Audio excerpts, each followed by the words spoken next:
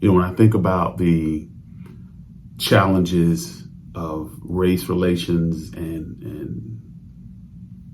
just being a citizen in this country, when I think about the challenges we face, I wonder if I have the courage to fight for what's right, if I see something, say something. I often wonder what I would have done if I was in this circumstance, if I would have had the courage to go into a lunch counter knowing that I was going to be verbally assaulted, spat on, possibly physically assaulted, possibly brutalized, possibly murdered. Because that's what happened to people when they went in and tried to change this racist reality of America, who tried to point out the blatant hypocrisy of America just 60 years ago. This is what would happen to people. I mean, look at these. I mean, how do you proudly bring your son to something like this?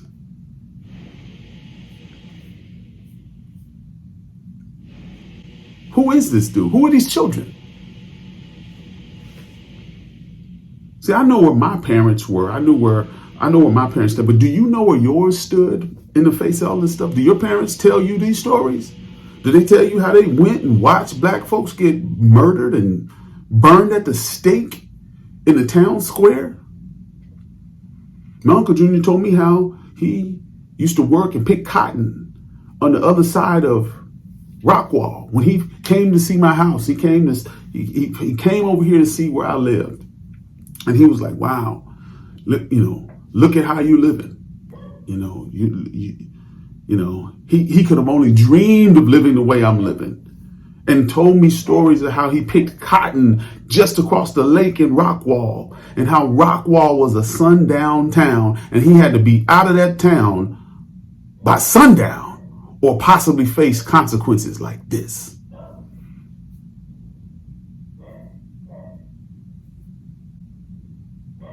My Uncle Junior didn't sacrifice for me. He invested in me. My Aunt Dorothy didn't sacrifice for me. She invests in me.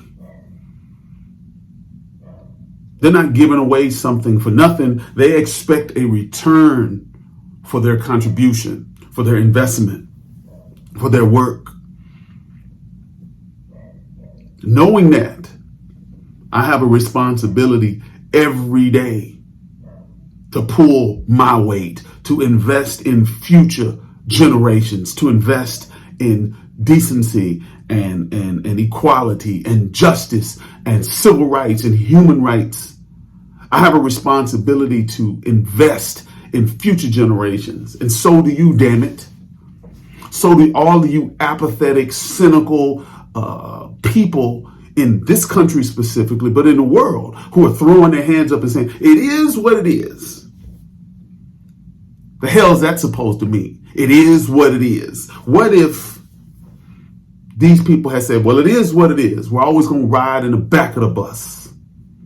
We're always going to be second-class citizens. We're always going to have to live in fear of the Klan. And what if they had said that?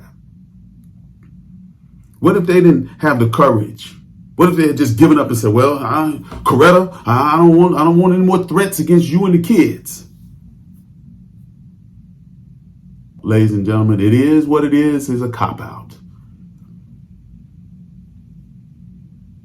It's cowardice. It's fear.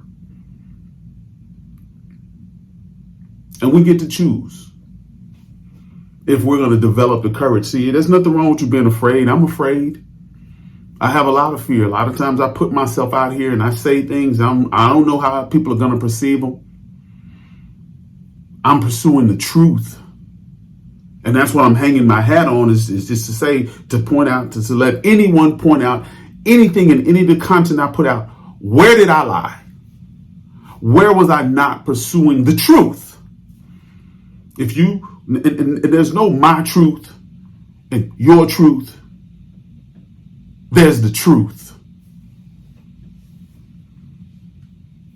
And so the truth is we have a lot of work to do. And we can't do the work if we don't face the truth. These people are still alive. These people in the audience here, some of these people now are chiefs of police. They're in our military. They're in elected office, in Congress. Where was Mitch McConnell? Here. Where was Senator Grassley?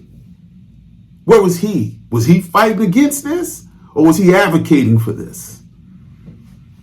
The people in these pictures, where are they now? These young people.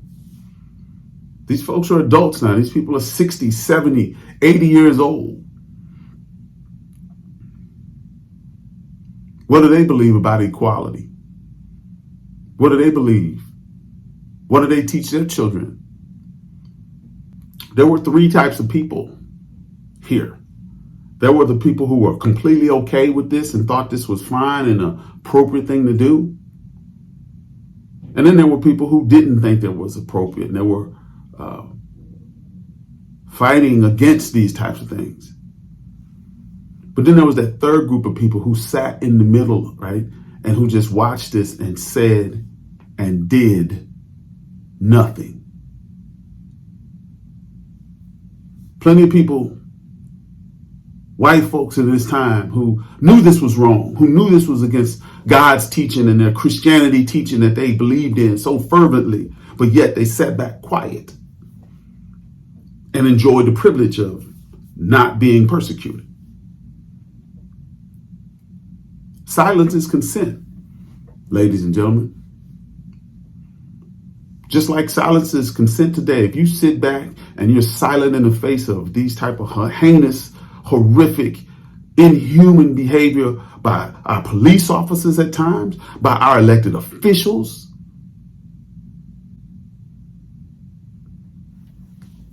what does it say about you?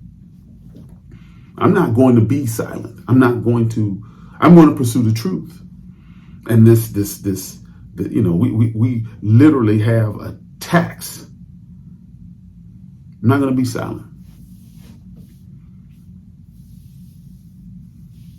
I'm going to pursue the truth. If what I'm saying is false, I encourage anyone to come educate me. I encourage anyone, black, white, Jew, Gentile, I encourage you to come and give me your feedback and tell me and show me, educate me. That's what this is about. It's about education. It's about growth. It's about learning. I'm not going to be silent. Silence is consent. And you won't get that from me.